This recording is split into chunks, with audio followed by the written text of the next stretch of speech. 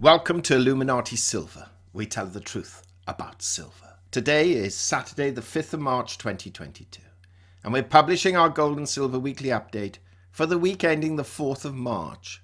And what a most exciting, exhilarating and concerning week this past 7 days have proven to be. Now before we go into what actually happened, a quick shout out that on Monday, and it'll be Monday evening UK time, we shall be publishing our video interview with the CEO of the Pure Gold Company. Now the interview took well over an hour, so we'll be publishing part 1 on Monday, part 2 on Tuesday, and the full interview on Wednesday. Please do not miss it, because we delve very deeply into where we believe gold and silver is going to go and why one should not have a portfolio without it. You'll find it fascinating. We cover a range of subjects. So without further ado, let's have a look at what happened last week and what we predict is going to happen this week.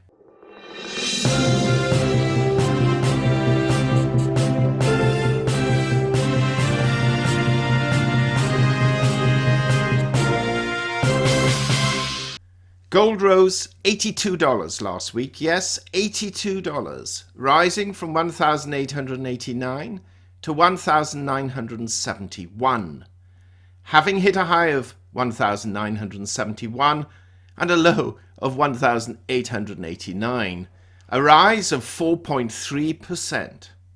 In sterling terms, gold finished the week at £1,489, that's up £80. And in euros, it closed at 1,802 euros. That's up 126 euros. Silver rose $1.49, rising from 24.27 to 25.76, having hit a high of 25.76 and a low of 24.12, a rise of 6.2%. So both gold and silver closed at their weekly highs. In sterling terms, silver closed at £19.47, that's up £1.36, and in euros it closed at 23.55 euros, that's up over €2. The gold to silver ratio fell from 77.8 to 1 to 76.5 to 1.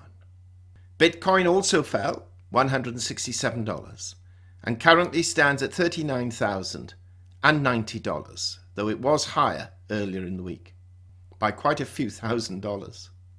Looking at equities, obviously not doing quite so well. The Dow Jones closed on Friday at 33,614. That's down 180 points on the day and down 444 points on the week. The S&P 500 closed at 4,328, down 34 points on the day and down 57 points on the week. And the Nasdaq Composite closed at 13,313, down 224 points on the day and down 381 points on the week. But perhaps the most notable of all have been oil prices. Yes, greatest fears, we were talking about $100 oil. Well, that has been more than smashed. Brent crude closed at $118.11. That's up a phenomenal $20.18 on the week. And to think that it was not that long ago when Brent crude was $20. And now it's gone up by that amount. And WTI crude closed at $115.68. That's up a whopping $24.09 on the week. Also up is the dollar index, smashing through the 97 we predicted, smashing through the 98 level that we said was a possibility, and it's now standing at 98.64. That's up 2.03 on the week. Now, we concluded last week's video with the following forecast. We see gold trading between 1840 and 1940, with 1810 and 1960 as outliers. We see silver trading between 2350 and 25, with 2275 and 2540 as outliers. Well, until Friday, both gold and silver traded within our main range, moving towards the outlier range.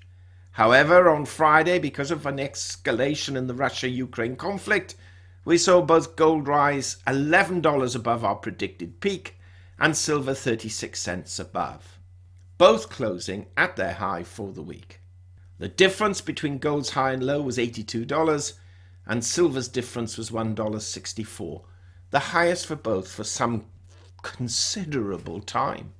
The Russia-Ukraine conflict reached new heights, and economic data supported the view that higher interest rates are forthcoming in March for the United States, with Jerome Powell admitting to Congress that a 0.25% rise was indeed likely and his favourite option. Whilst all eyes were on Russia last week, some interesting economic data aspects were also revealed. Manufacturing PMIs were higher than anticipated. Job reports were also high, which included the ADP report on Wednesday and the all-important non-farm payrolls, which really caused quite a stir on Friday, which were even higher than we anticipated. We anticipated a rise, but not to 678,000 new jobs for February, against 481 in Jan and market expectations of 440. We did personally think that 500 was indeed possible and likely, with 550 being the limit, but 678 really tops that. The unemployment rate fell from 4% to 3.8%, now guaranteeing our view not only a singular rate rise, if it is only a 0.25%, but a number of rate rises for the foreseeable future. The dramatic rise in the dollar index supports this, and even that failed to prevent precious metal prices also from rising. Now, before we take a more in-depth look at gold and silver, it's worth looking at what data is coming out of the US this coming week. On Monday, we have consumer credit for January. Tuesday, foreign trade deficit and wholesale inventories for January. Wednesday, job openings and quits for January. And then on Thursday, we have the weekly jobless claims, the all-important consumer price index and its variations for February, and the federal budget deficit for February.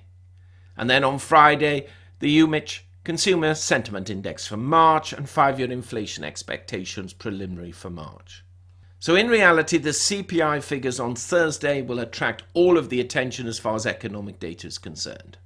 The CPI for January was recorded at 7.5%, and expectations point to 7.8% for February. We can expect even higher prices in March, bearing in mind what has happened to oil, food and commodity prices. We can certainly see gold now exceeding $2,000 if the Ukraine crisis is not resolved this week, which it is not likely to be, and could indeed reach the high figure we quoted in our gold price forecast for 2022. If you want to see what that was, we've placed a link below. Geopolitically, we still have Russia and the Ukraine issue, which will no doubt continue for some time, and this will capture most of the headlines for the duration of next week. So what is gold looking like technically? Well, we have support at the 10-day moving average of 1918, and we have already broken resistance at 1965, which will now tend to act as the first line of support. The next resistance level in reality is $2,000, and then the all-time high of 2,088, with perhaps 2,050 intervening. Silver prices were buoyed by both the rise in global commerce as well as monetary demand. Added to that is the concern over supply due to the conflict, and we can see support therefore at 23.54, which is where the 10-day moving average rests, and resistance at 24.56 at the 50-week moving average. The MACD still supports higher prices. So once again, a prediction for gold and silver is predicated on Russia and the Ukraine, and their rise supported by increasing inflationary concerns. So assuming there is no peace negotiated this coming week, which is indeed unlikely, we see gold trading between $1,925 and, wait for it, $2,025, with $1,900 and $2,050 as outliers. We see silver trading between $24.50 and $26, with $24 and $27 as outliers. What do you think? Do share your thoughts. Also, please do not forget, on Monday, we're publishing the interview with the CEO of the Pure Gold Company. Meanwhile, thank you so much for listening. If you haven't already done so, please subscribe to our channel, not forgetting to press the bell sign so you're notified of our videos as and when they're published. And as always, we wish you a safe, enjoyable weekend and prosperous week ahead. Silver owners come from a background of banking, international wealth management and economics. Having now retired from these worlds, we are not qualified to give investment advice. Therefore, this and other productions must not be deemed to be giving such advice and merely represent the personal views of its owners.